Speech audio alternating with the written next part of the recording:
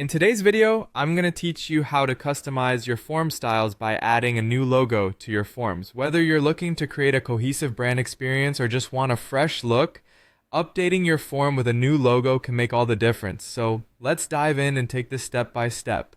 First things first, you'll want to access your form's custom styling settings. Begin by navigating to the gear icon. This is usually found on your home dashboard, often in the top right corner of your screen.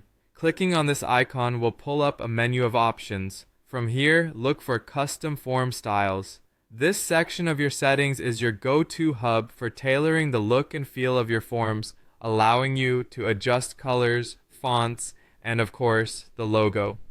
Once you're in the Custom Form Styles section, you'll want to locate the Edit Form Style options.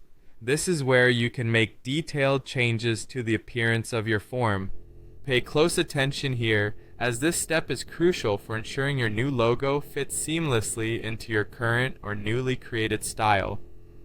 Within this page, you should see a logo section. This is where all the magic regarding your visualization update will happen. In the logo section, you'll have the option to upload a new logo. This could be a different version of your current logo, or perhaps a completely new design you've been working on.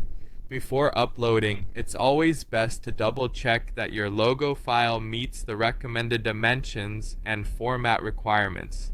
This ensures that the logo will display correctly and as intended across various devices and screens. Common formats include PNG or JPEG, but make sure to verify this in the settings. Now, click on the option to upload new logo.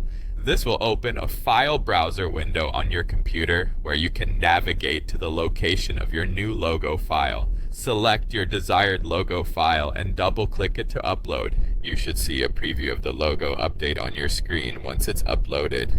Take a moment to review this preview to make sure everything looks correct. If anything appears off, you might want to check your file's dimensions or try re-uploading.